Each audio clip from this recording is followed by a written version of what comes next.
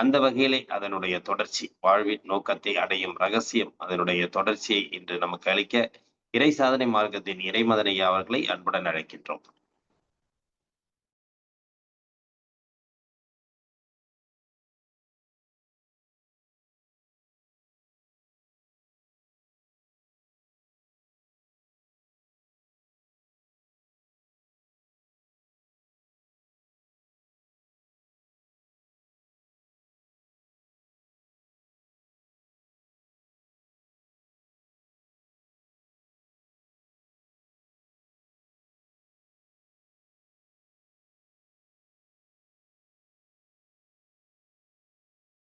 வாழ்க வளமுடன்.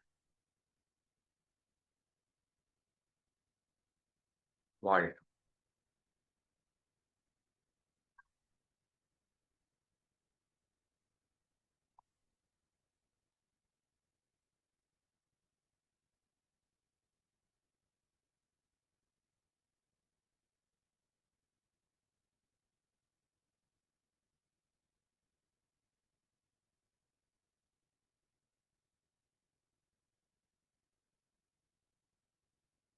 வாழ்க வளம். வாழ்க வையகம், வாழ்க வையகம், வாழ்க வளமுடன். குரு வாழ்க, குருவே. எல்லாம் வல்ல அருட்பேராற்றலையும் அதன் அனைத்து தன்மாற்ற நிலைகளையும் ஒரு சேர நினைந்து நன்றியுணர்வோடு வணங்கிக் கொள்வோம்.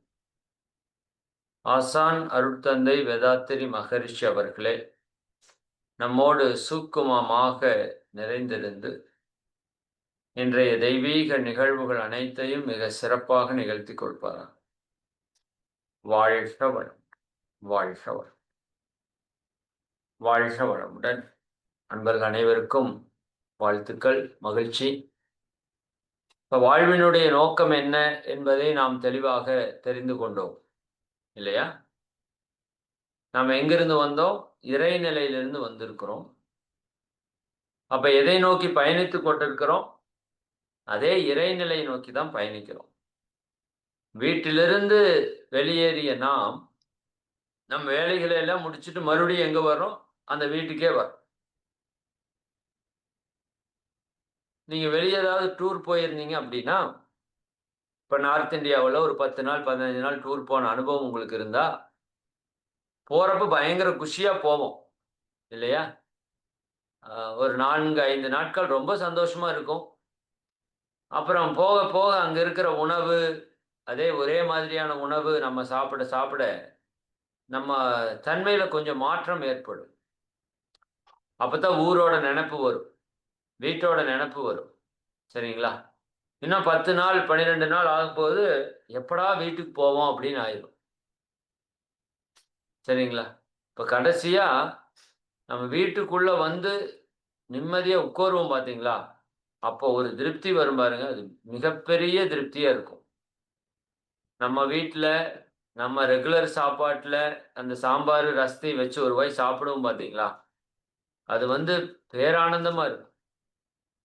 அப்போ நம்ம எல்லா பக்கம் சுற்றி பார்த்தாலும் நம்ம வீட்டுக்கு வரும்போது தான் நமக்கு ஒரு நிறைவு, ஒரு நிம்மதி, ஒரு சந்தோஷம், ஒரு முழு அமைதி கிடைக்குது இல்லையா? சாதாரணமா இந்த உலகத்துல ஒரு வாழ்க்கையில நம்ம வீட்டிலிருந்து போய் திரும்ப வீட்டுக்கு வந்தாலே இவ்வளவு சந்தோஷமா இருக்குன்னா, பல கோடி ஆண்டுகளுக்கு முன்னாடி இந்த ஆன்மா தன்னோட வீடாகிய சுத்த வெளியிலிருந்து அப்படியே டிராவல் ஆகி வந்துட்டு இருக்கு. அது வீட்டுக்கே போகல. எத்தனை வருஷமா? பல கோடி கோடி வருஷமா இது நடந்துட்டே இருக்கு. இந்த பிறப்பு இறப்பு பிறப்பு இறப்பு பிறப்பு இறப்புன்னு நம்ம வந்துட்டே இருக்கிறோம். பெற்றேன் பல்பிறவின்னு சொல்றாரு. அப்போ இந்த ஆன்மா எப்படா வீட்டுக்கு போலாம் அப்படிங்கிற ஒரு ஏக்கத்தில் இருக்கு. சரிங்களா? நீங்க இந்த 15 நாள் டூர் போயிட்டு டூர் முடிச்சுட்டு திரும்ப வீட்டுக்கு வர்றதுக்கு பதிலா மறுபடியும் இன்னொரு 15 நாள் டூர், மறுபடியும் இன்னொரு 15 நாள் டூர்னா அங்கேயே சுத்த வச்சுட்டே இருந்தோம்னு வச்சுக்கோங்க, உங்களுக்கு எப்படி இருக்கும்? கஷ்டமா இருக்கும். சரிங்களா? அப்ப அது போல இந்த ஆன்மாவை இன்னும் நம்ம என்ன பண்ணிட்டே இருக்கோம்? இந்த உலகத்திலேயே உழன்று இந்த கோபம், பொறாமை, கவலை, வெறுப்பு, பயம் இதுக்குள்ளேயே சிக்க வச்சு இந்த துன்பத்திலேயே ஆழ்ந்து கொண்டே இருக்குது இந்த ஆன்மா. அப்ப இந்த ஆன்மாவுக்கு வெறுத்தே போச்சு. எப்படா நம்ம வீட்டுக்கு போவோம்? இவன் வீட்டுக்கே போறக்கே விடமாட்டானாட்டிருக்கு. அப்போ பல கோடி ஆண்டுகளா இந்த ஆன்மா என்ன பண்ணிட்டு இருக்கு? தன்னோட வீட்டுக்கு எப்படா போவோன்னு பார்த்துட்டு இருக்கு. அப்ப இந்த வீட்டுக்கு போச்சுன்னா, அதுக்கு எவ்வளோ சந்தோஷம் கிடைக்கும். 15 நாள் கழிச்சு வீட்டுக்கு வந்தாலே அப்படி ஒரு நிம்மதி கிடைக்கிற நமக்கு, பல்லாயிரம் கோடி ஆண்டுகளுக்கு அப்புறம் நம்மளோட வீட்டுக்கு நம்ம போய் சேர்ந்தோம்னா, இது வந்து பெரிய வீடு. சரிங்களா? இந்த வீட்டை அடைவது தான் நம்ம வாழ்க்கையுடைய நோக்கம். அதனால இந்த இறையுணர்வை பெறுவதற்கு ஒரு பேர் இருக்குது. வீடு பேறு. என்னங்க? வீடு பேறு. இப்ப நமக்கெல்லாம் ஏன் நிம்மதி இல்ல, சந்தோஷம் இல்ல, அமைதி இல்ல, ஆரோக்கியம் இல்ல? இப்ப நமக்கு எத்தனை வாழ்க்கை வசதி வந்துருச்சு. யோசித்து பாருங்க. நம்ம தாத்தா, பாட்டிக்கு இல்லாத வாழ்க்கை வசதி நம்மளுக்கு எத்தனை கிடைச்சிருக்கு இந்த விஞ்ஞான யுகத்துல. அ கற்பனை கூட செய்து பார்க்க முடியாத அளவுக்கு நம்ம விஞ்ஞான வசதியா வாழ்ந்துட்டு இருக்கிறோம். இன்னைக்கு நான் திருப்பூர்ல ஒரு வீட்டுக்குள்ள ஒரு இடத்துல உட்கார்ந்து பேசிட்டு இருக்கேன். இது உலகம் முழுக்க நாம பார்க்க முடியும். உலகம் முழுக்க பார்க்க முடியும். உங்க ஊர்ல பார்க்க முடியும் அல்ல. தமிழ்நாட்டுல அல்ல. இந்தியாவுல அல்ல. உலகத்தினுடைய எந்த மூலையிலிருந்து இதை பார்க்க முடியும். அப்படின்னு உங்களுக்கு தெரியும்னு நினைக்கிறேன் இல்லையா? இந்த ஜூம் ஐடி, பாஸ்வேர்டும் அவங்க செல்போன்ல நெட்வொர்க்கும் இருந்துச்சுன்னா போதும். உலகத்தின் எந்த மூலையில் இருந்தாலும் அவங்க இந்த வீடியோவை பார்க்க முடியும். இப்படியே நேரடியா பார்க்க முடியும், பேச முடியும். இப்ப எந்த அளவுக்கு நம்ம டெக்னாலஜியில வளர்ந்திருக்கிறோம் பாருங்க. அன்னைக்கு ராஜாக்கள் காலத்துல போர்க்களத்துல என்ன நடக்குதுன்னு சொல்றதுக்கு இந்த டெக்னாலஜிய மனித உடம்புக்குள்ள வச்சிருக்கிற சில மனிதர்கள் அந்த ஆற்றலை கண்டுபிடிச்சு வச்சிருக்கிறாங்க. இப்ப எப்படி இந்த அலை, இப்ப நான் இங்க பேசிட்டு இருக்கிற அலை இங்க ஜூம்ல வந்து, சேட்டலைட்ல வந்து, உங்க ஜூமுக்குள்ள வந்து, உங்க செல்போன்ல வருதோ அது போல நம்ம மனித மூளையிலையும் அப்படி அபரிமிதமான ஆற்றல் இருக்கு. எங்க இருக்கிற அலையையும் எடுத்து தனக்குள்ள பார்க்கக்கூடிய அறிவு இந்த மூளைக்கு இருக்கு. நாமெல்லாம் அதெல்லாம் இன்னும் அந்த டெக்னாலஜி எல்லாம் இம்ப்ளிமெண்டே பண்ணல. ஜூம் அப்ளிகேஷன் நம்ம செல்போன்ல டவுன்லோட் பண்ணீங்கல்ல, அது மாதிரி இங்க ஊருப்பட்ட அப்ளிகேஷன்ஸ் டவுன்லோட் பண்ணலாம். நாம அந்த வேலைக்குள்ள எல்லாம் போறதே இல்ல. சரிங்களா? அப்ப அதை வந்து காமிச்சிருக்காங்க பாருங்க. எந்திரன் படத்துல ரஜினி அது ஸ்பீடா அப்படியே படிச்சிருவாரு. படிச்சுட்டு ஒரு ப்ரொஜெக்டர் அவர் கண்ணு மூலமா ப்ரொஜெக்டர் பண்ணி போட்டோல காமிப்பாரு. உங்களுக்கு அந்த ஞாபகம் இருக்கா? அது மாதிரி அந்த காலத்துல போர்க்களத்துல என்ன நடந்தது அப்படிங்கிறத இங்க ஒருத்தர் இருந்து அந்த போர்க்களத்தை அகக்காட்சியா பார்த்து மனதிற்குள்ள பார்த்து அதை அப்படியே கண்ணுல ப்ரொஜெக்ட் பண்ணி காமிப்பாங்களாமா. அது ஒரு கண்ணாடியிலயோ ஒரு தண்ணியிலயோ ஒரே நிமிடம் அப்படியே தெரியும். நீங்க பழைய கால படங்கள் எல்லாம் பார்த்திருந்தீங்கன்னா அத பார்த்திருப்பீங்க.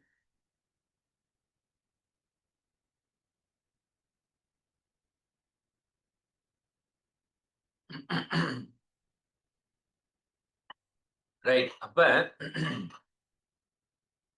சரி.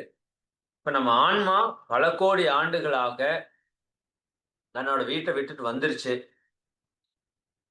இப்ப நாம அதைய மறுபடியும் அதனோட வீட்டுக்கு கொண்டு போய் விடணும். இதுதான் நம்ம நோக்கம்.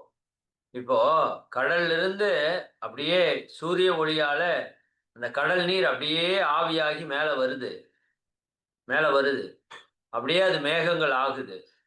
மேகங்கள் ஆகி அப்படியே காற்றில் அழைத்து செல்லப்படுது. அப்படியே அது குளிர்ந்த தன்மை பெறும்போது அது அப்படியே கருமேகங்களாக அப்படியே சூழ்கிறது. அந்த கருமேகங்களாக போது அங்க அப்படியே மழை பொழிகிறது. சரிங்களா? மழை அப்படியே ஊற்றுது. அந்த மழை நீர் அப்படியே ஒன்று சேர்ந்து அப்படியே சிறு சிறு ஓடைகளாக அப்படியே ஓடுது. அவை ஒன்றிணைந்து அப்படியே ஆறுகளாக ஓடுகிறது. இது ஓடிக்கொண்டே இருக்கிறது. தண்ணீரோட ஓட்டத்தை உங்களால் நிறுத்தவே முடியாது. அது எங்க அணை கட்டி வச்சீங்கன்னா நிக்கும். இல்லைன்னா அது ஓடிக்கொண்டே இருக்குது, ஓடிக்கொண்டே இருக்குது. சரிங்களா? அதனுடைய ஓட்டத்தை அது எப்பொழுது நிறுத்தும்? அது எப்போ ஓட்டத்தை நிறுத்தி அமைதிக்கு வரும்? எப்ப வரும்னா, அது தன்னோட மூலமான கடலோடு இணையும்போது, அதுவரைக்கும் அதனோட ஓட்டத்த கடவுளா வந்தாலும் நிறுத்த முடியாது. அப்ப அந்த கடலிலிருந்து வெளியேறிய அந்த நீர் துளிகள், நீராவி அங்க அதனோட இயக்கத்த ஆரம்பிச்சு, ஓட்டத்த ஆரம்பிச்சுது. அது அப்படியே அங்கிருந்து ஆவியாக ஓடி, மேகங்களாக ஓடி, மழையாக ஓடி, ஆறாக ஓடி, ஓடிக்கொண்டே இருக்குது. எப்ப வரைக்கும்? தன் மூலமான கடலை அது அடைவது வரைக்கும் அதற்கு ஓட்டம் நிற்காது. அது அமைதியை அடையாது. அது சாந்தியை அடையாது. எப்ப தன் கடலை, தன் மூலத்தை அடையுதோ, அப்ப அதற்கு நிறைவு, நிம்மதி, மகிழ்ச்சி, அமைதி எல்லாம் கிடைக்கும். அதுக்கப்புறம் அது ஓடாது. அது போல இந்த இறைநிலையிலிருந்து வந்த நாம எப்ப நம்ம மூலத்தை நம்ம தொடுகிறோமோ, அது வரைக்கும் நமக்கு அமைதி என்பது நிரந்தரமாக, நிலையாக கிடைக்காது. இத நீங்க மனசுல வச்சுக்கணும். சரிங்களா? அப்ப நீங்க எவ்வளவுதான் இந்த உலகத்துல பொருளை சேர்த்தாலும், எத்தனை கோடி கோடியா நீங்க சேர்த்தாலும், எவ்வளவு உங்களுக்கு மிகப்பெரிய புகழ் வந்தாலும், சரிங்களா? எவ்வளவு நீங்க புலன் இன்பத்தை வைத்துக் கொண்டாலும், நீங்க அதிகாரத்துல எவ்வளவு உயர்ந்த நிலைக்கு போனாலும், உங்களுக்கு நிம்மதியோ, மகிழ்ச்சியோ நிரந்தரமா வருமானா சத்தியமா வராது. ஏன்னா, இதற்கும் நீங்க இறைவனை உணர்வதற்கு சம்பந்தமே கிடையாது. சரிங்களா? அப்ப இறைத்தன்மை உணர்வை நாம பெறும்போது மட்டுமே, நம்ம பூரண ஆரோக்கியத்தை பெற முடியும். பூரண அமைதியை பெற முடியும். பூரண மகிழ்ச்சியை பெற முடியும். அதுதான் நிலைத்ததா இருக்கும், நீடித்ததா இருக்கும். இப்ப நீங்க ஒரு கார் வாங்கலாம். சந்தோஷமா இருக்கும். சரிதானுங்களா? பட் அந்த சந்தோஷம் எப்பவுமே நிலைச்சிருக்குமா? இருக்காது. புதுசா கார் வாங்குறப்ப அப்போதைக்கு சந்தோஷம் இருக்கும். அப்புறம் பக்கத்து வீட்ல வேற கார் வாங்கிட்டான்னு வச்சுக்கங்க, உங்கள விட எச்சா. அந்த சந்தோஷம் உங்களுக்கு போயிரும். இவன் என்னடா நம்மள விட நல்ல கார் வாங்கியிருக்கு. நாம அந்த கார வாங்கணும் அப்படின்னு நினைச்சிருவீங்க. இப்ப எந்த கார் உங்களுக்கு மகிழ்ச்சியை கொடுத்ததோ, அதே கார் துக்கத்த கொடுக்கும். நாம மட்டும் இந்த கார வச்சிருக்கிறோம். அப்படி உங்களுக்கு தோணும். சரிங்களா? அதேபோல உங்க கார்ல எவனாச்சும் வந்து ஒரு இடிச்சுட்டான்னு வச்சுக்கங்க, துக்கம் வந்துரும். எந்த கார் உங்களுக்கு மகிழ்ச்சியை கொடுத்ததோ, அதே கார் உங்களுக்கு துக்கத்தையும் கொடுக்கும். மறந்துடாதீங்க. வீடு கட்டினா சந்தோஷம்ங்கிறீங்க. சரிங்களா? அப்ப வீடு கட்டினவங்க எல்லாருமே சந்தோஷமா இருக்கிறாங்களா? கல்யாணம் பண்ணா சந்தோஷம்னு கல்யாணம் பண்றோம். அப்ப கல்யாணம் பண்ணவங்க எல்லாருமே சந்தோஷமா இருக்கிறாங்களா? இப்படி கேள்வி கேட்டீங்கன்னா, பதில் இல்லைன்னு தான் வரும். ஏன்னா, சந்தோஷத்திற்கும், புறத்திற்கும் சம்பந்தம் இல்ல. சந்தோஷம் அகம் சார்ந்தது. மனம் சார்ந்தது. எந்த பொருளும் தேவையில்ல. அதனால தான் ஞானிகள் எல்லாத்தையும் விட்டுட்டாங்க. சரிதானுங்களா? அதாவது மேலை நாட்டு தத்துவம், நீங்க சேர்த்து, சேர்த்து பொருளை சேர்க்கிறவன் பெரியவன். அது மேலை நாட்டு தத்துவம். அவன் பொருள்வாத தத்துவம். இது பொருளை இங்க இங்க இந்தியாவை பொறுத்தவரைக்கும் பொருளை விட்டவன் பெரியவன். இருக்கிறதுலே பெருசு பொருளை விடுவது. சரிங்களா? அப்பதான் ஞானிகள் அதனால என்ன பண்றாங்க? எல்லாத்தையும் விட்டுட்டாங்க. அவங்க ஒரு செய்தி சொல்றாங்க.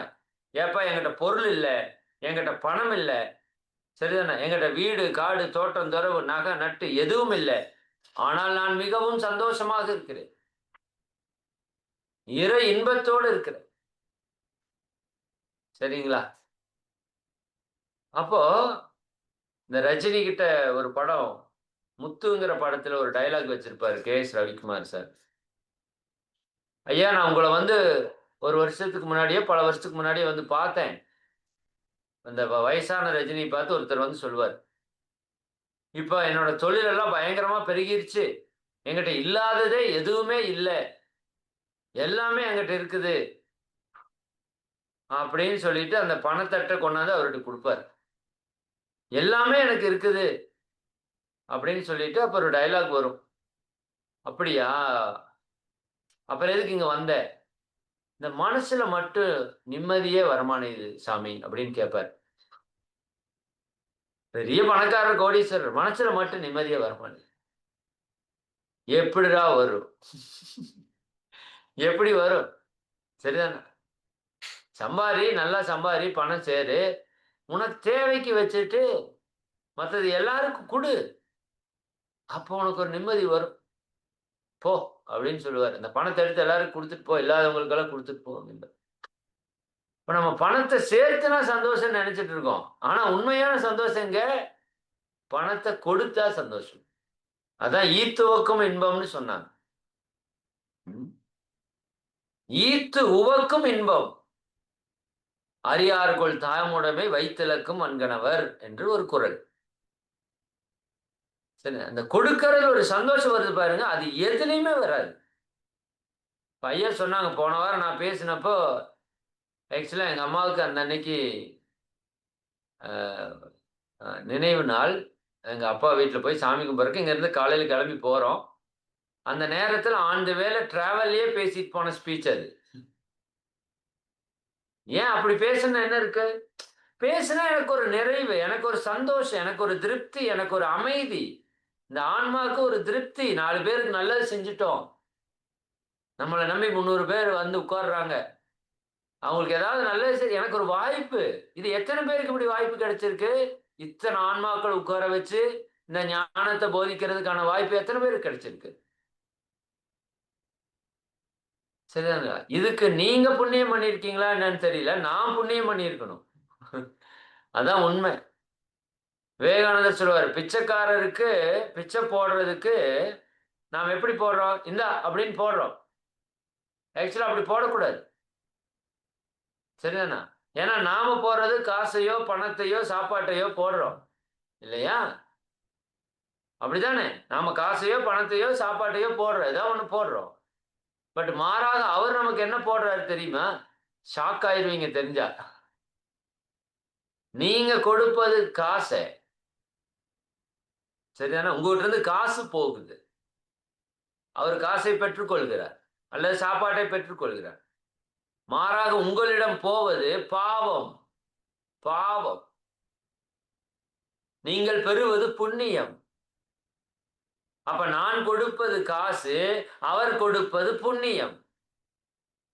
புரியுதா உங்களுக்கு? இப்ப யாரு உயர்ந்தவங்க? அவரு தான் உயர்ந்தவர். பவ்யமா போடணும் பிச்சை. வேண்டாம் போடான்ட்டாருன்னா என்ன பண்ணுவீங்க? சொல்லுங்க. வேண்டாம் போடான்ட்டாருன்னா என்ன பண்ணுவீங்க?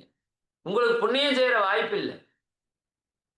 உலகத்துல பிச்சைக்காரர்கள் இல்லைன்னா, நம்ம புண்ணியம் செய்யறதுக்கு வாய்ப்பு இல்ல. இல்லாதவர்கள், இயலாதவர்கள் இல்லைன்னா புண்ணியம் செய்யறதுக்கு வாய்ப்பு இல்ல. அப்ப நான் என்னுடைய பாவத்தை ஏற்றுக்கொள்கிறார் அவர் பிச்சைக்காரர். அவரோட சூழல் கர்மா அப்படி இருக்கு. என் பாவத்தை ஏற்றுக்கொண்டு எனக்கு புண்ணியத்தை கொடுக்கிறார். எனவே பவ்யமாக பிச்சையிடுங்கள் என்று சொல்கிறார் விவேகானந்தர். சரிங்களா? அப்ப எனக்கான வாய்ப்பை நான் பயன்படுத்திக் கொள்ள வேண்டும். என்னிடமிருந்து எதை என்னால் கொடுக்க முடியும் அப்படிங்கிறத நான் குடுக்கிறேன் பார்த்தீங்களா? அந்த குடுக்கிறதுல தான் சந்தோஷம் இருக்கு. குடுத்து பாருங்க. உலகத்துல சில விஷயங்கள் தான் கொடுத்தாலும் சந்தோஷம், வாங்குனாலும் சந்தோஷம். பாருங்க, நீங்க கொடுக்கிறப்ப கொடுக்கிறவங்களுக்கு சந்தோஷம். வாங்குறப்ப வாங்குறவங்களுக்கு சந்தோஷம். எவ்வளவு பெரிய விஷயம் பாருங்க. அதனால தான் வள்ளுவர் ஒரு குறள்ல சொல்றாரு. ஈதல் இசைப்பட வாழ்தல்.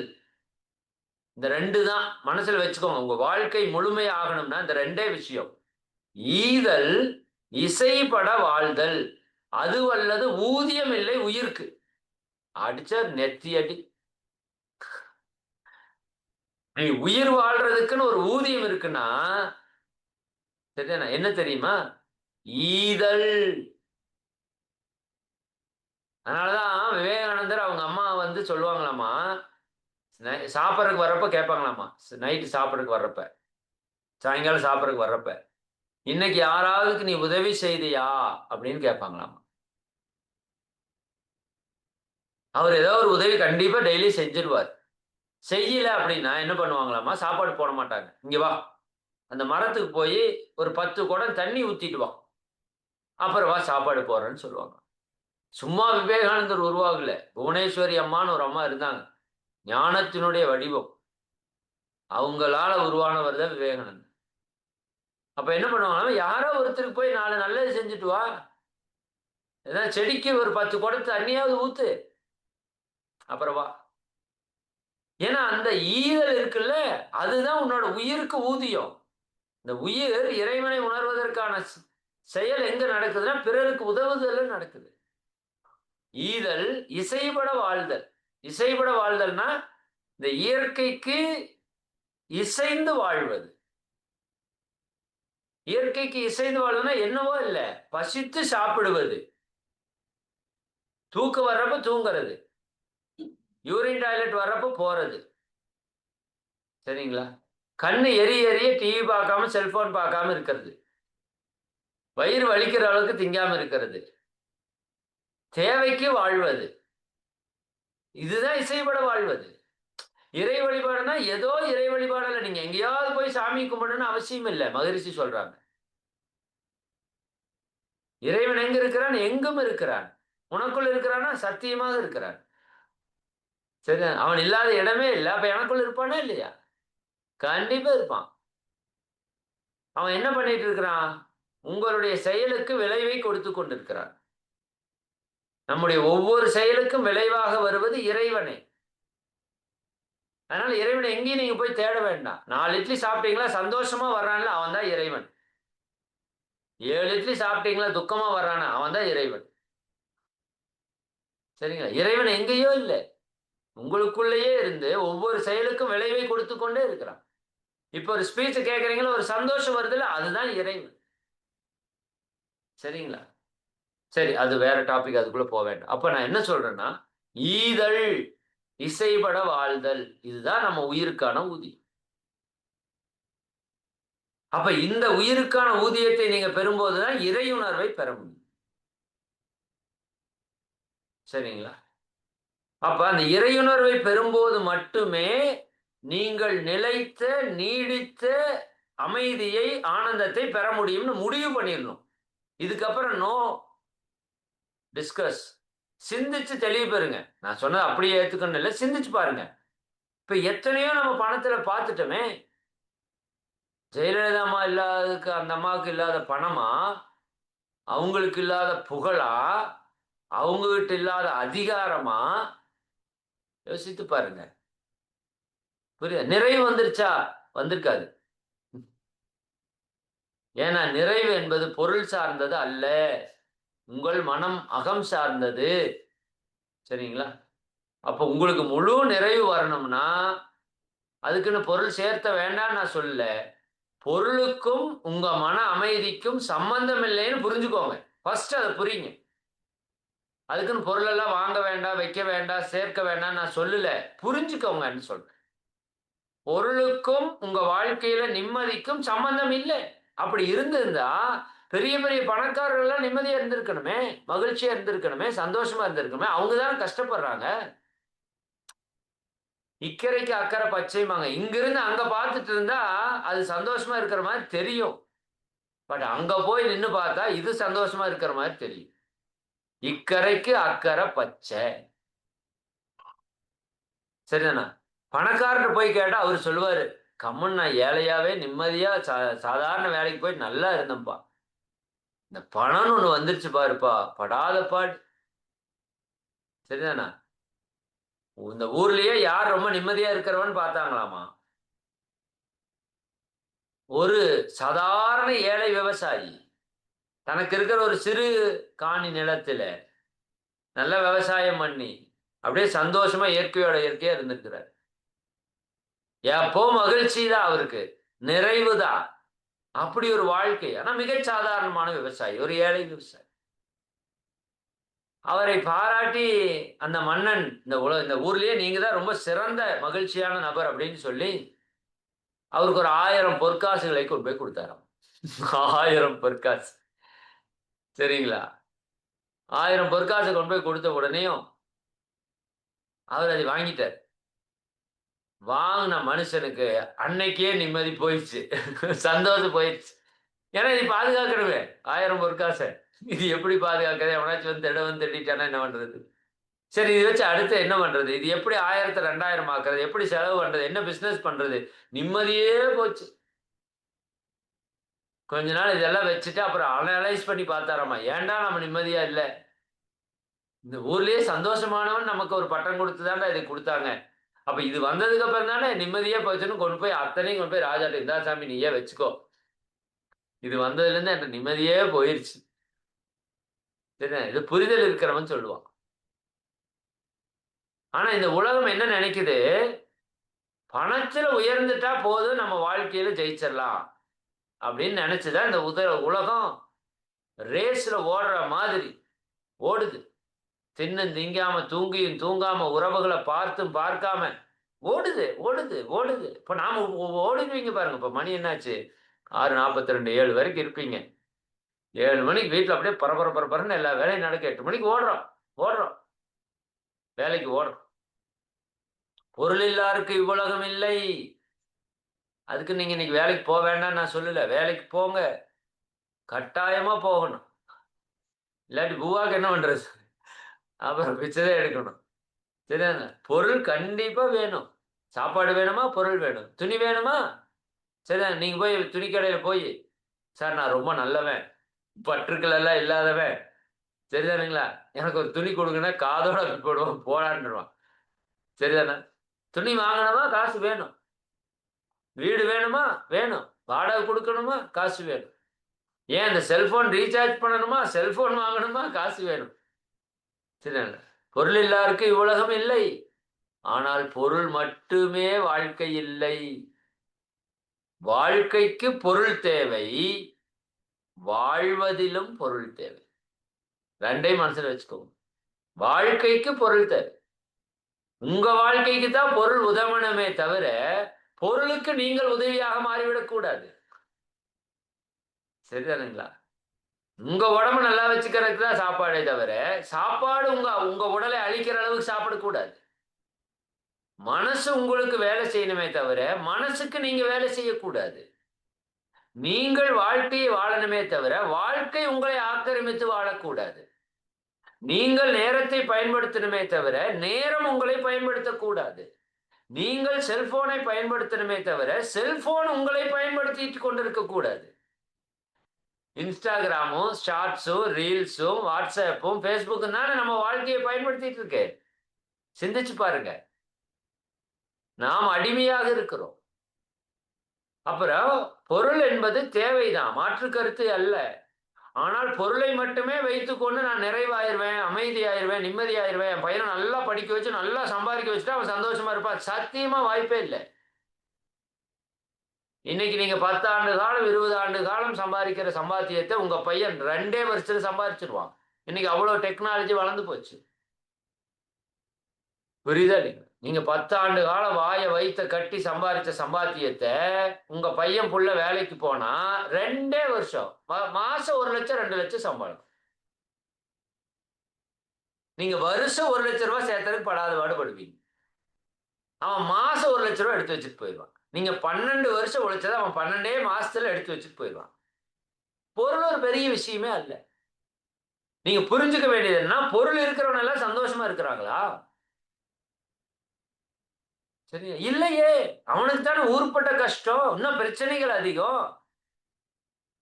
மகரிஷி ஒரு வார்த்தை சொல்வாங்க. உங்கள் வீட்டிலே பொருட்களுடைய எண்ணிக்கை அதிகரிக்க, அதிகரிக்க உடல் நலம் கெடும். உடல் நலம் கெட்டுப் போயிரும். அதனால தான் நம்ம முன்னோர்கள் போகி பண்டிகை அன்னைக்கு, நம்ம வீட்ல இருக்கிற தேவையற்ற பழசு, உடைஞ்சது, அட்டை, லொட்டு, லொசுக்கு எல்லாத்தையும் தூக்கி எரிச்சுருவாங்க. இன்னைக்கு நம்ம அப்படி எதுவும் பெருசா பண்றதில்ல. அத்தனை குப்பைகளும் வீட்டுக்குள்ள பத்திரமா வச்சிருக்கிறோம்.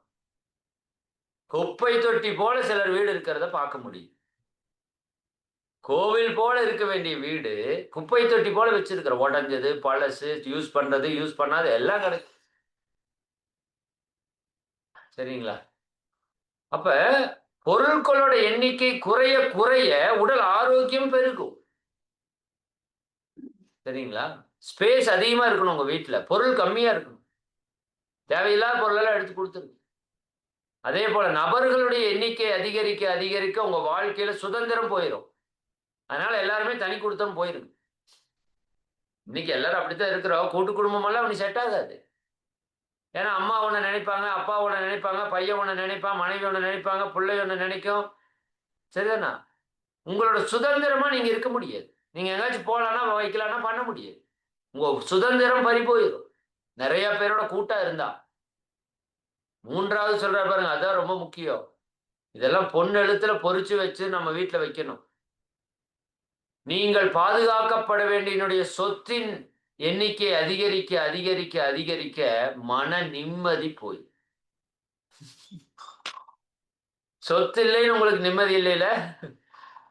சரிதானா? சொத்து வந்தா இந்த நிம்மதியும் போயிடும். அதுக்குன்னு சொத்தே வேண்டான்னு சொல்ல, மறுபடியும் சொல்றேன், அளவா வச்சு. சும்மா வந்துட்டு சும்மா போக போறோம். சரிதானே? நீங்க போறப்ப எல்லா சொத்தையும் இங்க விட்டுட்டு தான் போகணும். அதைத்தான் சொன்னார் பட்டினத்தார் வாழ்க்கையில, காதருந்த ஊசியும் கடைத்தெருவே வாராது கான். அவ்வளவுதான், முடிஞ்சிச்சு. காதருந்த ஊசியும் கடைத்தெருவே வாராது. கடைத்தெருவுனா இறைநிலை. நீ சத்தப்ப ஒரு காதருந்த ஊசியை கூட தூக்கிட்டு போக முடியாதா பைத்தியக்காரா? எதுக்குடா காசு காசுன்னு இப்படி அலையறேன்னு அவங்க பையன் ஞானத்தை எழுதி கொடுத்துட்டு போயிட்டான். அப்படியே தூக்கி போட்டாரு பாருங்க. அதான் ஞானம். அப்படியே தூக்கி போட்டாரு. வைர வைடூரியத்தினுடைய வியாபாரி பட்டினத்தார். அப்படி தூக்கி வீசிட்டு ரோட்டுக்கு வந்தார். போங்கடா நீங்களும் உங்க செல்வம். அவருக்கு அதுல கிடைக்கல நிம்மதி, அமைதி, ஆனந்த, சந்தோஷம். விட்டுட்டு வந்தார் பாருங்க. அது வரைக்கும் பட்டினத்தார் பெரிய ஆள் அல்ல.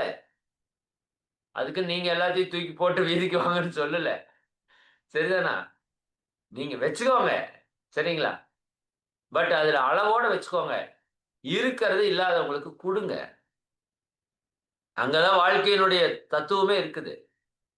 இந்த வாழ்க்கை நமக்கு கொடுக்கப்பட்டதே நம்மிடம் இருக்கிற உடல் ஆற்றலை, உயிர் ஆற்றலை, மன ஆற்றலை, அறிவின் ஆற்றலை, செல்வ ஆற்றலை, செல்வ வளத்தை பிறருக்கு கொடுப்பதற்காக எனக்கு வாழ்க்கை கொடுக்கப்பட்டிருக்கிறது. இன்னைக்கு நான் ஏதாவது கொடுத்தேன்னா நான் வாழ்ந்தேங்கிறதுக்கு அர்த்தம். அதனால நானே வேண்டி ஐயாட்ட கேட்டேன், ஐயா வியாழக்கிழமை வியாழக்கிழமை எனக்கு போட்டிருக்கீங்க, நான் வந்துடுறேன். சரிங்களா? அப்ப என்னால என்ன கொடுக்க முடியும்னு பார்த்தா அது வாழ்க்கை. என்னால எதை வாங்க முடியும்னு வாழ்ந்தா அது பேர் வாழ்க்கையில, அது பேர் பிச்சை. அதனாலதான் சொல்லுவாங்க, கோயிலுக்கு போய் பிச்சை எடுக்காதீங்க. சரிதானே? கோயிலுக்கு போய் என்ன பண்றோம்? எனக்கு இதை கொடு, அதை கொடு, எனக்கு இது இல்ல, அது இல்ல, அப்படித்தானே கேட்கிறோம். சரிங்களா? இது ஒரு ஞானி கதை சொல்லுவாங்க. ஒரு ஊர்ல ஒரு ஞானி இருந்திருக்கார். அந்த ஊர்ல பள்ளிக்கூடம் இல்ல, பள்ளிக்கூடம் இருந்தா நல்லா இருக்குன்னு மக்களுக்கு எண்ணம். ராஜாட்ட போய் சொன்னா பள்ளிக்கூடம் கட்டி கொடுப்பார். இப்ப ராஜாட்ட போய் சொன்னா யார் சொல்றதுங்கிற கேள்வி. அப்ப ராஜாவுக்கு அந்த ஞானி மேல மிகப்பெரிய மரியாதை இருக்கு. இந்த ஞானியை பலமுறை வந்து தரிசிச்சுட்டு போறாரு. அரண்மனைக்கு வர சொல்றாரு. ஞானி சரி வர்றேன்ப்பா, அப்புறம் வர்றேன்ப்பாங்கிறாரு. ஞானிக்கு அதுல பெரிய நாட்டம் இல்லை. இப்போ ஊர் மக்கள் எல்லாம் வந்து ரெக்வெஸ்ட் பண்றாங்க. சரி போய் கேட்கலான்னு போறாரு. ஒரு நாள் ஞானி அந்த அரசர்கிட்ட போய் கேட்கிறாரு. அந்த அரசர் இறை வழிபாட்டுல ஈடுபட்டு இருக்கார். அப்ப அந்த ஞானி வர்றத காவலாளிகள் பார்த்து, சாமிஜி நீங்க உட்காருங்க, அரசர் இறை வழிபாட்டில் ஈடுபட்டு இருக்கார், வந்தனையும் உங்களுக்கு சொல்லி கேட்டலாம். சரின்னு அந்த ஞானி உட்கார்ந்து இருக்கார். ஞானி இல்ல, அவர் முக்காலமும் தெரியும், யாரோட மனசும் தெரியும். அவர் அரசரை நினைக்கிறாரு. அரசரோட மனசுல என்ன ஓடுதுன்னு அவர் காட்சி ஆகுது. அப்படி பார்க்க முடியும். இப்ப நீங்க நான் இங்க பேசுறத பாக்குற மாதிரி ஞானிகளால என் மனசுக்குள்ள என்ன இருக்குதுன்னு பார்க்க முடியும், உங்க மனசுக்குள்ள என்ன இருக்குதுன்னு பார்க்க முடியும். அந்த அளவுக்கு அவங்களுக்கு ஞானம் அதிகம். அப்ப அவர் அப்படியே உட்கார்ந்து இந்த அரசர் என்ன பண்றாருன்னு பார்த்தாருன்னா, அந்த அரசர் சாமிக்கு முன்னாடி உட்கார்ந்து வேண்டிட்டு இருக்காரு.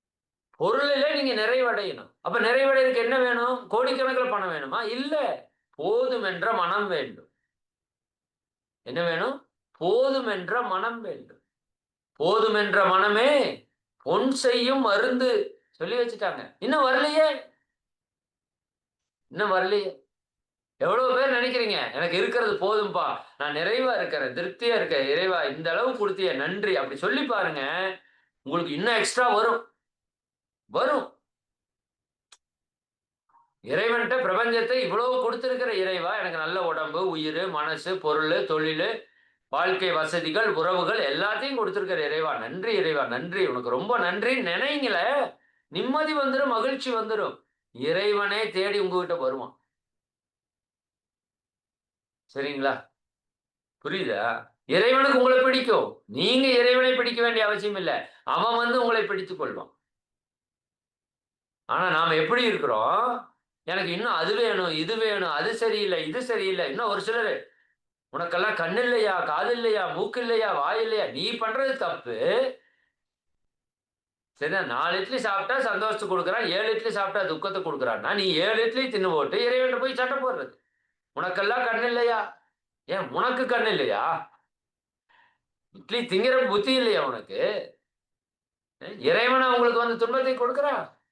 அவனுக்கு வேற வேலை இல்ல. உங்க உடம்புல வந்து நோயை ஏற்படுத்துறதுக்கு, உங்க மனசுல குழப்பத்தை ஏற்படுத்துறதுக்கு, உங்க வாழ்க்கையில சின்ன சண்டையை ஏற்படுத்துறதுக்கு தான் அவன் வேலையா? இறைவனோட வேலையா? அ? சொல்லுங்க. வினை விதைத்தவன் வினை அறுப்பான். நீங்க விதைச்சத நீங்க தான் அறுவடை பண்ணணும். சரிங்களா? சாம்பார்ல உப்பு எச்சா போட்டா உப்பு கரிக்கத்தான் செய்யும். இது எந்த கடவுளாலையும் சரி பண்ண முடியாது. சரிங்களா? நீங்க தான் கொஞ்சம் தண்ணியோ, கொஞ்சம் உருளைக்கிழங்கையோ, கொஞ்சம் தேங்காய் அரைச்சு ஊத்தி ஏதாவது பண்ணணும். நீங்க செஞ்சத நீங்க தான் சரி பண்ணணும். கடவுள் வந்தெல்லாம் சரி பண்ண மாட்டார். கடவுள் அறிவ கொடுப்பார். புத்திய கொடுப்பார். புத்தி இருக்கிறவன் பொழைச்சுக்குவான். உங்க வாழ்க்கையில இன்பத்திற்கும், துன்பத்திற்கும் கடவுளோட செயலுக்கு சம்பந்தம் இல்ல. நீங்க செய்யறதுக்கான செயல கடவுள் விளைவா கொடுக்கிறார். நான் அடிக்கடி சொல்லுவேன். நீங்க நல்லது செஞ்சுட்டு கெட்டது கேளுங்களேன், வருமான்னு பார்ப்போம். 30 நாள் வேலைக்கு போங்க ப்ராப்பரா. 31ஆம் நாள் சம்பளம் வர வேண்டாம்னு நினைங்க. வராம இருக்குமா? வராம இருக்குமா? வந்தே தீரும். 30 நாள் வேலைக்கே போகாதீங்க. 31ஆம் நாள் உட்கார்ந்து எனக்கு சம்பளம் வரணும், சம்பளம் வருமா? வராது. செயலுக்கு விளைவு தான் வாழ்க்கை. சரிங்களா? அப்ப இந்த வாழ்க்கை என்பது நீங்க முதல் புரிஞ்சுக்க வேண்டியது, வாழ்வினுடைய நோக்கத்தை நீங்க அடையணும்னா, இருப்பதிலே நிறைவு வேண்டும். அதுக்கு நீங்க பெருக்க வேண்டாமா, வேண்டாமா அப்படியெல்லாம் நான் சொல்லல. முதல்ல இருக்கிறதுல நிறைவா போங்க. இருக்கிற வீட்ல நிறைவா இருங்க. சரிதாங்களா? ஓட்டுற வண்டியில நிறைவா போங்க. குறை பேசாதீங்க. இந்த வண்டியெல்லாம் ஒரு வண்டி. சரிதானே? எப்படி இருக்கும் அந்த வண்டிக்கு?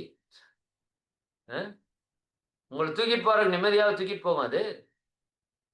இப்போ உங்கள அது தூக்கிட்டு போயிட்டு தானே இருக்கு. அப்ப வண்டிய பார்த்தா ஒரு சந்தோஷம் வரணும்ல, நிறைவு வரணும்ல, நமக்கு உதவி செய்ததுல நன்றி உணர்வு வரணும்ல. சரிங்களா?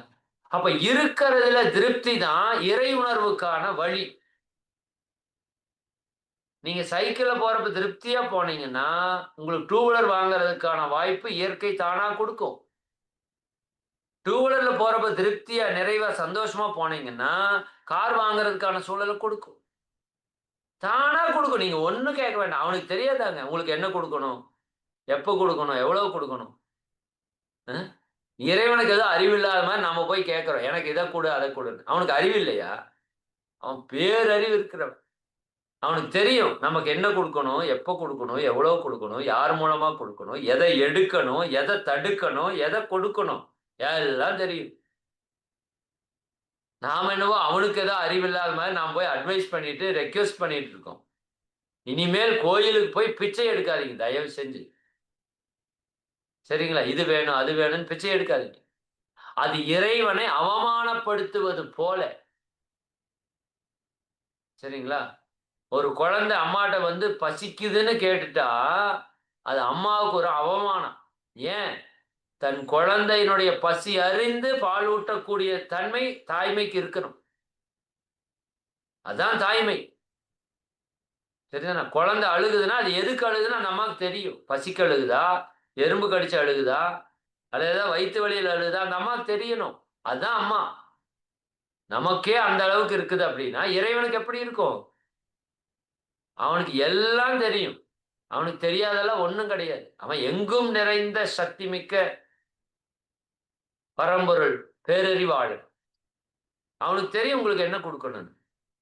சரிங்களா? அதனால இருக்கிறதுல நிறைவா திருப்தியா இருங்க. அதுதான் உங்க வாழ்வினுடைய நோக்கத்தை அடைவதற்கான வழி. அதேபோல இருக்கிறத கொஞ்சமாவது கொடுங்க. நாம ரொம்ப பிச்சைக்காரர்களாக இருக்கிறோம். செல்வம் உங்களுக்கு சேரணும்னா, உங்க மனம் செல்வந்த மனமாக மாறணும். அது என்ன செல்வந்த மனம்? அப்படின்னா, யாருக்கு என்ன கொடுக்கலான்னு நினைக்கிறது செல்வந்த மனம். யாருகிட்ட என்ன வாங்கலான்னு நினைக்கிறது பிச்சைக்கார மனம். சரிங்களா? இங்க பெரும்பாலான மக்களுக்கு பிச்சைக்கார மனம் தான் இருக்குது. அதனால தான் நம்ம எல்லாம் ஏழையாகவே, ஏழ்மையாகவே இருக்கிறோம். யாருக்கு என்ன கொடுக்கலான்னு நம்மகிட்ட புத்தியே வரமாட்டேங்குது. நம்ம முன்னோர்கள் யாருக்கு என்ன கொடுக்கலான்னு பார்த்தாங்க. சரிங்களா? ஒரு மரத்தை வச்சு ஒரு மரத்த வச்சு அதுல இருக்கிற கீரையாவது அடுத்தவங்களுக்கு குடுப்பாங்க. நாங்க ஊட்டி பக்கத்தால ஒரு ஊருக்கு போயிருந்தோம். தேவாலான்னு சொல்லிட்டு எங்களோட நண்பர் ஜெகன் ஒருத்தரோட திருமணத்துக்கு. அங்க ஒரு மரம். அதுல இந்த பப்ளி மாஸ்ன்னு ஒரு காய் இருக்குல்ல பார்த்திருக்கீங்களா? ஊட்டி சைடு இருக்கும். குளிர் பிரதேசங்கள் இருக்கும். அந்த பழம் நெறைய அப்படியே காய்ச்சிருக்கு அங்க. பெருசு பெருசா காய்ச்சிருக்கு. பெரிய ஆரஞ்சு பழம் மாரி இருக்கு. நான் இதுவரைக்கும் அதை பார்த்ததே இல்ல. அத பார்த்தோனே என்னன்னு கேட்டா, இது பப்ளி மாஸ் காய். சாப்பிடறதுக்கு நல்லா இருக்கு. புளிப்பா இருக்கும். உப்பு போட்டு சாப்பிடலாம். நல்லா இருக்கும். எச்ச ஊறுது. சூப்பரா இருக்குன்னாரு. சரி, ஒண்ணு பறிச்சுக்கலாமா? காசு குடுத்துடலாம் அப்படின்னு சொல்லி அந்த அம்மாட்ட போய் கேட்கிறோம். அந்த அம்மா வீடு இருக்குது. சும்மா சாதாரண ஓலை வீடு. மரம் அவங்க வீட்டு மரம். அம்மா இத பறிச்சுக்கலாமா? அப்படின்னு. அட பறிச்சுக்கங்க. இதுக்கு எதுக்கு வந்து கேட்கறீங்க? அந்த அம்மா சொல்லுது. பறிச்சுங்க. இதுக்கு என்ன வந்து கேட்கறீங்க? இருங்க நானே வந்து பறிச்சு தரேன். அப்படின்னு. என்னடா புத்தி இது? நம்மாள் இங்க ஒரு முருங்க மரத்த வச்சுட்டு 2 முருங்காய் இருக்கும். ஒரு செருப்ப தொங்க விட்டுருப்பான். பார்த்துருக்கீங்களா? பார்த்தா அடிப்பேன்னு அர்த்தம். பார்த்தா இதுலயே அடிப்பேன். மரியாதை பார்க்காம போய். சரியா? எப்படி இருந்த நாம எப்படி ஆயிட்டோமா இருங்க. என்ன குடுக்கலான்னு பார்த்த சமுதாயம் போயி, எவன்கிட்ட என்ன வாங்கலான்னு ஒரு சமுதாயமா மாறிட்டோம் பாருங்க. அதே மாரி குடுக்கறதுக்கு இருக்கணும்னு அவசியம் இல்ல. மனம் இருந்தால் மார்க்கம் உண்டு. மனம் இருந்தால் மார்க்கம் உண்டு. ஒன்றை சொல்லி நிறைவு செய்றேன். உங்க வாழ்வினுடைய நோக்கத்தை நீங்கள் அடைவதற்கு, இறை உணர்வை பெறுவதற்கு, சரிங்களா? இறைவன் வந்து உங்களை ஆட்கொள்வதற்கு. நீங்க இறைவனை போய் பிடிக்க வேண்டாம். 2 கைகளை எடுத்து இறைவனை கும்பிட்டால், நீ இறைவன் பக்கம் செல்லலாம். இறை வழிபாடு. சரிங்களா? ஆனால் ஒரு கையால் நீ மற்றவர்களுக்கு உதவி செய்தால், இறைவன் உன்னை நோக்கி வருவார். இதுதான் அன்னை தெரசாவோட கான்செப்ட். இப்ப நீங்க இறைவன் பக்கம் போறீங்களா? இறைவன உங்க பக்கம் கூப்பிடுறீங்களா? எது பெஸ்ட்? சரிங்களா? எனக்கு தெரிஞ்சது 2வது வெரி பெஸ்ட். ஃபர்ஸ்ட்டையும் பண்ணுங்க தப்பில்ல. பட் 2வது தி பெஸ்ட். சரிங்களா? ஒருத்தர் ஒரு பஸ்ஸுல இத ஒண்ண சொல்லி நிறைவு செய்றேன். ஒருத்தர் ஒரு பஸ்ஸுல போயிட்டு இருக்காரு. பஸ் ஃபுல்லா ஆள் கூட்டம் நிரம்பி இருக்கு. சரிங்களா? இப்ப ஒரு ஸ்டாப் வருது. ஒருத்தர் ஏறுறாரு. பஸ் ஃபுல்லா சீட் நிரம்பி இருக்கு. அங்க ஒருத்தர் எந்திரிக்கிறாரு. எந்திரிச்ச உடனே இவரு போய் அங்க உட்கார்ந்துக்கிறாரு. இவரு நின்னுட்டே வர்றாரு. இப்ப யாரோ ஒருத்தர் எந்திரிக்கிறாங்க. அங்க போய் இவரு உட்கார்ந்துக்கிறாரு. அடுத்த ஸ்டாப் வருது. ஒருத்தர் ஏறுறாரு. எல்லா இடமும் நிரம்பி இருக்கு. இந்த உட்கார்ந்தாருல ஒருத்தர். அவரு மறுபடியும் எந்திரிக்கிறாரு. அப்ப இந்த ஏறுன நபர் வந்து உட்கார்ந்துக்கிறாரு. கொஞ்ச நேரம் நின்னுட்டே இருக்கிறாரு. இது நடக்குது. நேரடியா நடக்குது. இப்படி ஒரு 5, 6 தடவ நடந்துட்டே இருக்குது. இத ஒருத்தர் பார்க்கிறாரு. கூப்பிடுறாரு. "என்ன தம்பி, வர்றவங்களுக்கெல்லாம் எந்திரிச்சு எந்திரிச்சு இடம் குடுக்குறீங்களே, என்ன?" அப்படின்னு கேட்கிறாரு. அவரு சொல்றாரு, "ஐயா நான் வந்து ரொம்ப ஒரு ஏழை. ஆனா எனக்கு வந்து எல்லாருக்கும் ஏதாவது கொடுக்கணும் அப்படிங்கிற ஒரு எண்ணம் இருக்குது. ஆனா என்னால எதையுமே கொடுக்க முடியல. என்கிட்ட பெரிய பொருள் இல்ல. பெரிய வளம் இல்ல. அப்போ நான் என்ன யோசிச்சேன், என்னால கொடுக்க முடியாதா அப்படின்னு கேட்டப்ப தான் எனக்கு இந்த சிந்தனை தோன்றியது. மேல ஏறி வர்றாங்க. அவங்க நின்னா கால் வலிக்கும் கொஞ்ச நேரம். அவங்களுக்கு ஒரு இடம் இருக்கு. இப்ப என்கிட்ட அந்த சீட்டு இடம் இருக்குது. அதையாவது கொடுக்குறனே அப்படின்னாராம். அப்ப என்கிட்ட கொடுக்கணுங்கிற எண்ணம் இருக்கு. எண்ணம் இருந்தா எத வேணா கொடுக்க முடியும். அவர்ட்ட ஒண்ணுமே இல்ல. அந்த பஸ்ல உட்கார்றாரு. சீட்ல உட்கார்ந்துட்டு இருக்காரு. ஒருத்தர் ஏறுறாரு. இடம் குடுக்குறாரு. வேற ஏதாவது இடம் காலியானா உட்கார்ந்துக்கிறாரு. மறுபடியும் ஒருத்தர் ஏறுறாரு. எந்திரிச்சுக்கிறாரு இவரு. இம்மீடியட்டா எந்திரிச்சுக்கிறாரு. அவர் வந்து உட்கார்றாரு. இதையாவது நான் கொடுக்கிறேனே ஐயா. எனக்கு ஒரு திருப்தி இதுல. சந்தோஷம். அடுத்தவங்களுக்காக நான் நின்னுட்டு வர்றதுல எனக்கு ஒரு சந்தோஷம். எனக்கு ஒரு மகிழ்ச்சி. சரிங்களா? அதே போல நான் கதை சொல்லிட்டே இருக்கிறேன். இந்த ஒன்னை சொல்லி நிறைவு செஞ்சுடுறேன். தோணிட்டே இருக்கு. அது ஸ்டாப் ஆகாது. இந்த பேச தெரிஞ்சிருச்சுன்னா, பேச தெரியாத வரைக்கும் பெப்பப்பே பெப்பப்பேன்னு பேசிட்டே இருப்போம். எப்படா முடிப்பேன்னு இருக்கும். பேச தெரிஞ்சிருச்சு அப்படின்னா, எப்படா நிறுத்துவேன்னு தெரியாது. பிரேக் இல்லாத வண்டி மாரி தான் போயிட்டு இருக்கும். ஒருத்தரு ரூ. 10,00,000 பணத்த எடுத்துட்டு திருப்பதி போனாராமா. 10,00,000 எடுத்துட்டு. அவரோட ஃப்ரெண்ட கூட்டிட்டு போயிருக்காரு. திருப்பதி போலான்னு கூட்டிட்டு போயிருக்காரு. அவரும் போயிட்டாரு. போனா அங்க உண்டியல்ல போய் ரூ. 10,00,000 தூக்கி போடுறதுக்கு போறாரு. இவரு பார்த்துட்டாரு அதைய. டேய் என்னடா பண்ற? ரூ. 10,00,000 சாமிக்கு போடுறேன். பிசினஸ் நல்லா போச்சு. சாமிக்கு குடுக்குறேன்னு சொல்லியிருந்தேன். ஏய் இரு, இரு, இரு. பொறுமையா இரு. இரு ரூ. 10,00,000 சாமிக்கு குடுக்கணும் அவ்வளவுதானே. இரு பொறுமையா இரு. சரியா? அப்புறம் அவர வெளிய கூட்டிட்டு வந்து, "இங்க வா. இங்க பாரு எத்தன மக்கள் கடவுள பார்க்கறக்கு கஷ்டப்பட்டுட்டு நிக்கிறாங்க. காசு பணம் அவங்ககிட்ட இல்ல. இருந்தா இந்த ரூ. 1000 டிக்கெட்ட வாங்கி ஈஸியா போய் கடவுள பக்கத்தால பார்ப்பாங்க. இப்ப காசு பணம் அவங்ககிட்ட இல்ல. அதனால இந்த கியூல ரொம்ப கஷ்டப்படுறாங்க. சரியா? அப்போ நீ ஒரு வேல பண்ணு. இப்ப ரூ. 1000 டிக்கெட் ரூ. 10,00,000 எவ்வளோ வாங்கலாம்? ரூ. 1,00,000 100 டிக்கெட் வாங்கலாம். ரூ. 10,00,000 1000 டிக்கெட் வாங்கலாம். எத்தன டிக்கெட்டு? ரூ. 1000 டிக்கெட்டு 1000 டிக்கெட் வாங்கலாம். சரிங்களா? 1000 டிக்கெட்ட வாங்கு. வாங்கி அந்த கூட்டத்துல ஒரு அனவுன்ஸ் குடுப்போம். அந்த அனவுன்ஸ்ல ஒரு 1000 பேர் முடியாதவங்கள செலக்ட் பண்ணி எடுத்து, அவங்களுக்கு இந்த டிக்கெட் குடுத்துரு. ரொம்ப வயசானவங்க, நடக்க முடியாதவங்க, குழந்தை வச்சுட்டு இருக்கிறவங்க, சிரமப்படுறவங்க, உடல் உபாதையில இருக்கவங்க இருப்பாங்கல்ல, அவங்களும் ரொம்ப கஷ்டப்பட்டு தானே போய் கடவுள பார்க்கணும். அவங்க 1000 பேர கூப்ட்டு, இன்னும் வசதி இல்லாதவங்க, பிச்சை எடுக்கிறவங்க கூட, அவங்களெல்லாம் கூப்ட்டு இந்த 1000 டிக்கெட்டையும் குடுத்துரு. இப்ப 1000 டிக்கெட் நீ ரூ. 10,00,000 குடுத்தீல, எங்க குடுத்த? எங்க குடுத்த? டிக்கெட் கவுண்டர்ல குடுத்த. அது எங்க போயிருச்சு? கடவுளுக்கு போயிருச்சு. டிக்கெட் கவுண்டர் ட்ரஸ்ட் யாரோடது? ஆ கடவுளோடது. அப்ப அது கடவுளுக்கு போயிருச்சா? 10,00,000 கடவுளுக்கு போயிருச்சா? ஓகேவா? இந்த டிக்கெட் எல்லாம் யாருக்கு போயிருச்சு? ஏழை மக்களுக்கு போயிருச்சு. சரிதானா?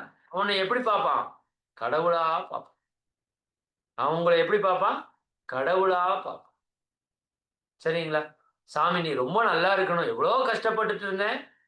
என்னை போய் ரூ. 1000 டிக்கெட் குடுத்து என்னை சாமி பக்கத்தால பார்க்க வச்சு நீ நல்லா இருக்கணும். 1000 பேரும் உன்னை வாழ்த்துவான். சரியா? இறைவன் எங்க இருக்கிறான்? ஒவ்வொரு உயிருக்குள்ளேயும் இருக்கிறான். அப்ப அந்த ஒவ்வொரு உயிர்ல இருந்து உனக்கு என்ன வரும்? பிளெஸ்ஸிங்ஸ் வரும். புரியுதா இல்லைங்களா? அப்போ நீ நினைச்ச மாரி ரூ. 10,00,000 கடவுளுக்கும் போயிருச்சு. மக்களுக்கு சர்வீஸ் பண்ணியாச்சு. இது கிருபானந்த வாரியார் என்ன சொல்வாருன்னா, போஸ்ட் பாக்ஸ் தெரியுமா? இப்பல்லாம் அந்த பழக்கம் பெருசா இல்ல. போஸ்ட் பாக்ஸ் சிவப்பு கலர்ல வச்சிருப்பாங்க இல்லையா? இப்ப நம்ம வீதிகள்ல, பக்கத்தால ஏரியாவுல ஒரு போஸ்ட் பாக்ஸ் இருக்கும். சரிங்களா? நாம என்ன பண்ணுவோம்? நாம ஒரு லெட்டர் எழுதியிருப்போம். அந்த லெட்டர நம்ம வீட்டுக்கு பக்கத்தால இருக்கிற போஸ்ட் பாக்ஸ்ல நீங்க போட்டுருவீங்க. போட்டா, இந்த போஸ்ட்மேன் என்ன பண்ணுவாரு? வந்து இந்த லெட்டர் எல்லாம் கலெக்ட் பண்ணிட்டு ஹெட் ஆபீஸ்க்கு எடுத்துட்டு போவாரு. எடுத்துட்டு போயி, அங்க வச்சு ஏரியா ஏரியாவா பிரிச்சு, அதுக்கப்புறம் கொண்டு போய் மக்களுக்கு சேர்த்துவாரு. இந்த பாக்ஸ்ல போட்டா, அது மெயின் பாக்ஸுக்கு போயிரும். புரியுதா உங்களுக்கு? ஆனா, நீங்க நேரடியா கொண்டு போய் உங்களோட ஹெட் ஆபீஸ்ல போட்டீங்கன்னா, அந்த லெட்டர உங்க பாக்ஸுக்கு வராது. புரியுதா? இந்த பாக்ஸ்ல போட்டா மெயின் பாக்ஸ்க்கு போகும். ஆனா மெயின் பாக்ஸ்ல போட்டா இங்க வராது. அப்ப வாழ்ற மனிதர்களுக்கு நல்லது செய்யறதுக்கான செயல்ல நீங்க ஈடுபட்டு உங்க பணத்தை செலவு பண்ணா அது இறைவனுக்கு போயிடும். மக்கள் சேவையே மகேசன் சேவைன்னு சொல்றோம். அதே இறைவன்ட்ட நீங்க நேரடியா கொண்டு போய் கொடுத்தீங்கன்னா அது மக்களுக்கு வராது. அப்ப என்ன பண்ணணும்? உங்களால முடிஞ்சதை நீங்க கொடுக்கணும். என்ன முடியுமோ அதை கொடுங்க. சரிதானுங்களா? எல்லாவற்றையும் கொடுங்கன்னு சொல்லல. முடிஞ்சதை கொடுங்க. உடல் உழைப்பை கொடுக்க முடியுமா கொடுங்க. அறிவை கொடுக்க முடியுமா கொடுங்க. கொஞ்சம் பொருள் வச்சிருக்கீங்களா, ஒரு சிறு பொருளை கொடுங்க. இப்ப இந்த ஜூம் நடக்குது, காலை சக்கர ஜூம் நடக்குது. இது நடக்கிறதுக்கு ஒரு பொருள் செலவு ஆகுமா ஆகாதா? கட்டாயமா ஆகும் இல்ல. ஒரு ஜூமு, அது 1000 பேர் இருக்கிற ஜூம்னா கிட்டத்தட்ட எனக்கு தெரிஞ்சு 10,000 ரூபாய்க்கு மேல செலவாகும். ஏன்னா நானும் ஒரு ஜூம் நடத்திட்டு இருக்கேன். 500 பேர் இருக்கிற ஜூம் தான் நடத்துறேன். அந்த ஜூமுக்கே நான் வந்து கிட்டத்தட்ட மாசம் 8,000 ரூபாய் செலவு பண்றேன். அப்ப உங்களுக்கு 1000 பேர் இருக்கிற ஜூம்னா மாசம் 10,000 12,000 செலவாகும். சரிங்களா? அப்ப இதற்கான ஒரு உழைப்பு இருக்குல்ல, இதுக்கான ஒரு செலவு இருக்குல்ல, அதை நான் இப்ப வந்து பயன்படுத்திட்டு இருக்கேன்ல. அப்ப எனக்கு எனக்கு நான் இதுல பயன் பெறேன். நான் என்ன கொடுக்கிறேன்? இது இலவசமா தான் கொடுக்குறாங்க. யார்கிட்டயும் காசு அவங்க கேட்கல, அவசியம் இல்ல. பட் நான் வாங்குறப்ப எனக்கு ஒரு தன்மை இருக்குல்ல. நான் எதையும் இலவசமா வாங்கக்கூடாது. எதையும் வாங்கக்கூடாது. அது எனக்கு கடனாக மாறிடும். அதனாலதான் கல்யாணத்துக்கு போய் சாப்பாடு சாப்பிட்டா கூட மொய் வச்சுட்டு வர்ற ஆளுங்க நம்ம. சாப்பாடு போட்டானா 100 ரூபாய் சாப்பாடு நீங்க சாப்பிட்டா 200 ரூபாய் மொய் வச்சிருவான் நம்மால். ஏன்னா அது கூட நம்ம கிட்ட கடனா வரக்கூடாது. கடனா வந்துடக்கூடாது. அடுத்தவங்க காசு நம்மளுக்கு எதுக்கு? சரி, அதனாலதான் மொய் வைக்கிற பழக்கமே வந்தது. அப்ப நான் ஒன்றை அனுபவிக்கிறேன்னா அதற்கு ஏதாவது பிரதிபலன் கொடுக்கணும். ஒன்னா இந்த ஜூம்ல நீங்க உடல் உழைப்பு கொடுக்கணும். இல்லாட்டி நிறைய பேர் சர்வீஸ் பண்றாங்க பாருங்க, அறிவின் உழைப்பை கொடுக்கணும். அல்லது முடிஞ்சா ஒரு பொருளாதாரத்தில் ஒரு சின்ன சப்போர்ட் பண்ணணும். கேட்கணும். நீங்க தான் கேட்கணும். அவங்க கேட்க மாட்டாங்க. ஏன்னா அவங்க இலவசமா நடத்துறது முடிவு பண்ணிட்டாங்க. அப்ப யாரோ ஒருத்தர் இது காசு போடுறாருல்ல, அந்த காசுல நான் பயன்படுறேன்ல. அப்ப என்னால முடிஞ்சது ஒரு மாசம் ஒரு 100 ரூபாய் 50 ரூபாய் என்ன முடியுமோ அப்ப உங்களுக்கு ஒரு திருப்தி வரும். இதை அனுபவிக்கிறதுல உங்களுக்கு ஒரு உரிமை வரும். திருப்தி வரும், நிறைவு வரும். நீங்க அதை பண்ணி பாருங்க. உதாரணத்துக்கு நான் சொல்றேன், இந்த மாதிரி உங்களால முடிஞ்சதை நீங்க மத்தவங்களுக்கு கொடுங்க. இறைவன் உங்களை தேடி வருவான். சரிங்களா? சரி, போதும். காலம் கருதி நிறைவு செய்வோம்.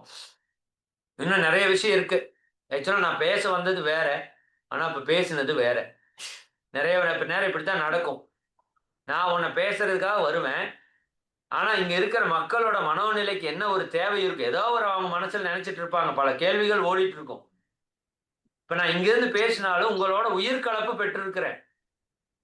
உங்களோட மனசு எங்கிட்ட இருக்கு, என்னோட மனசு உங்ககிட்ட இருக்கு. ரெண்டு கலந்து நிக்குது. அப்ப இது கலந்து நிற்கும் போது உங்களுக்கு தேவையான சில செய்திகளை இறை ஆற்றல் என் மூலமாக இறக்கி உங்ககிட்ட வைக்கும். ஆக்சுவலா நான் பேச வந்ததே வேற, ஐயாட்ட சொன்னதே வேற. சரிங்களா? பட் இதுதான் நமக்கு இப்ப தேவையா இருக்கு. அதனால இறை ஆற்றல் கொடுத்துருக்கு. இந்த சிந்தனைய 1க்கு 2 முறை கேளுங்க. ஐயா ஆடியோ வீடியோ அனுப்ப சொல்றேன்.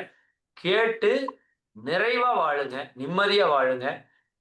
மத்தவங்களுக்கு என்ன செய்ய முடியும்னு வாழுங்க. இருக்கிறதுல கொஞ்சமாவது கொடுத்து வாழுங்க. உங்க வாழ்க்கை சிறப்பா இருக்கும்னு சொல்லி இந்த உரையை நிறைவு செய்வோம். அருட்பேர் ஆற்றல் கருணையினால் நீங்களும் உங்கள் அன்பு குடும்ப உறுப்பினர்கள் அனைவரும் உடல் நலம், நீலாயுள், நிறை செல்வம், உயர்ப்புகழ், மெஞ்ஞானம் ஓங்கி இறை உணர்வு, அறநெறி, கல்வி, தனம், தானியம், இளமை, வலிவு, துணிவு, நன்மக்கட்பேர், அறிவிலுயர்ந்தோர் நட்பு, அன்புடைமை, அகத்தவம், அழகு, புகழ், மனித மதிப்புணர்ந்து ஒழுகும் பண்பு, பொறுமை எனும் பேறு 16 பெற்று பெருவாழ்வு வாழ்க. வாழ்க வளமுடன், வாழ்க வளமுடன், வாழ்க. மிக்க மகிழ்ச்சி. அனைவருக்கும் நன்றி.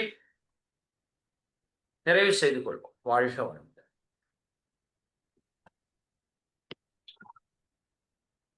நன்றிங்க ஐயா. சிறப்பு, சந்தோஷம். உண்மையிலுமே நான் வந்து எக்ஸலண்ட். அதாவது என்னன்னா, இன்னைக்கு வாழ்க்கையில நமக்கு என்ன தேவைகளோ அதுக்கு உண்டான ஒரு முதல் படி இன்னைக்கு உங்களுக்கு கிடைச்சிருக்குன்னு சொல்லலாம். கிட்டத்தட்ட 250 நபர் இந்த நிகழ்வுல கலந்துகிட்டு நீங்க இதுல இன்றைக்கு நமக்கு வந்து அருமையான ஒரு விளக்கங்கள். அதாவது நமது எண்ணத்தை தூண்டக்கூடிய, நமது வாழ்க்கையை வாழக்கூடிய ஒரு அற்புதமான நிகழ்வு.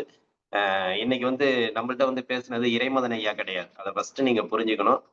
இந்த நிகழ்ச்சியில வந்து இன்னைக்கு இறைமதன் ஐயா பேசியிருக்காங்கன்னு மட்டும் நீங்க எண்ண வேண்டாம். நமக்கு அந்த எண்ணங்களை வந்து இறைமதன் ஐயா மூலியமாக இந்த இறைவனும், பிரபஞ்சமும் தான் இன்னைக்கு குடுத்திருக்கு. உண்மையான அந்த எண்ணத்தை நீங்க தூண்டுனீங்கன்னா அது தெரிய வரும். ஐயாவும் கடைசியா சொல்ட்டாங்க. நான் அந்த அவங்க பேசக்குள்ளயே அந்த வார்த்தைகள் எனக்கு தெரிஞ்சது. ஆனா கடைசியில அவங்க சொல்லக்குள்ளேயும் அந்த இரையாற்றல் தான் இன்னைக்கு உணர்த்தியிருக்குது அப்படிங்கிற ஒரு வழிய சொல்லியிருக்காங்க. இன்னைக்கு அழுத்தம் திருத்தமாக ஒரு மனநிலையை ஒரு மனம் எப்படி நமக்கு வந்து ஒரு உண்மை நிலையை புரியும் அப்படிங்கிறதுக்கு இன்னைக்கு அவங்களுடைய வார்த்தைகள் அவர்கள் இன்னைக்கு நமக்கு ஏற்படுத்தின இந்த சொற்பொழிவு அப்படின்னு சொல்லலாம். இது வந்து இன்னைக்கு வந்து முக்கியத்துவம் வாய்ந்த ஒரு நிகழ்வு. இன்னைக்கு வாழ்க்கையில நமக்கு என்ன தேவையோ, நம்ம எப்படி வாழணுமோ, எதை நோக்கி நாம் செல்ல வேண்டுமோ, யாருக்கு அது உணர்த்த வேண்டுமோ அப்படிங்கிற நோக்கத்துல இன்னைக்கு இறைவனும், பிரபஞ்சமும், இந்த இயற்கையும் நமக்கு வந்து உணர்த்தியிருக்குன்னு சொல்லலாம். கண்டிப்பாக இது நமக்கு உணரக்கூடிய ஒரு அற்புதமான நேரம். அனைவருக்கும் இன்னைக்கு வந்து அந்த இரையாற்றல் வந்து இறைமதன் ஐயா மூலியமாக இன்னைக்கு நமக்கு வந்து இத கொண்டு வந்து சேர்த்திருக்குது. இது வந்து கண்டிப்பாக இன்னைக்கு ஐயா வந்து அவங்க கடைசியா சொன்ன வார்த்தைகள் வந்து, இத நான் பேசணும்னு நினைக்கல. ஆனா பேச வச்சிருக்குது அப்படின்னாக்கா, அந்த சக்தி உங்கள்ட்ட தான் இருக்குது. அது வந்து அவங்க மூலியமா வரல. எப்படி அவங்க சொன்னாங்களா, குடுக்கக்கூடிய சக்தி இறைவன் குடுக்கிறாருன்னா, வாங்கக்கூடிய சக்தி நம்மள்ட்ட இருக்குது அப்படிங்கிற ஒரு எண்ணம் நமக்கு கண்டிப்பா வரணும். அந்த எண்ணத்தோட தான் நம்ம இன்னைக்கு இருக்கிறோம். ஏன்னா, அந்த சக்தியை பெறக்கூடிய அந்த ஆற்றல் இன்னைக்கு நம்மள்ட்ட இருக்குது அப்படிங்கிற காரணத்துக்கா, இன்னைக்கு வந்து நமக்கு சிறப்பா அந்த நிகழ்வு நமக்கு கிடைச்சிருக்குது.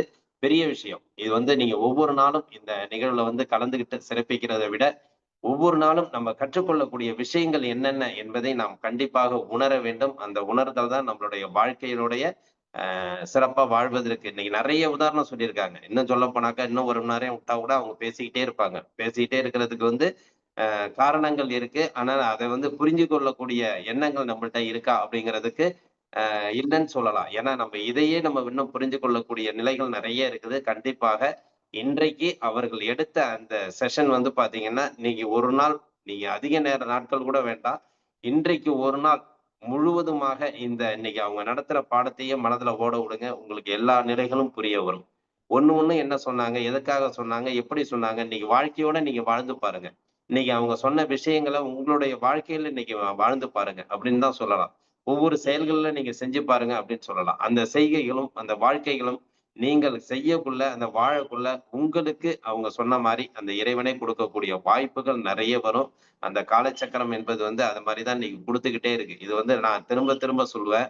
நானோ, இல்ல இதுல நடத்துற யாருமே இதுக்கு பொறுப்பே கிடையாது அப்படின்னு தான். காலச்சக்கரம் என்பது வந்து இறையாற்றலும், இறைவனும், பிரபஞ்சமும் நமக்கு குடுத்துக் கொண்டே இருக்கிறதுன்னு தான் சொல்லுவேன்.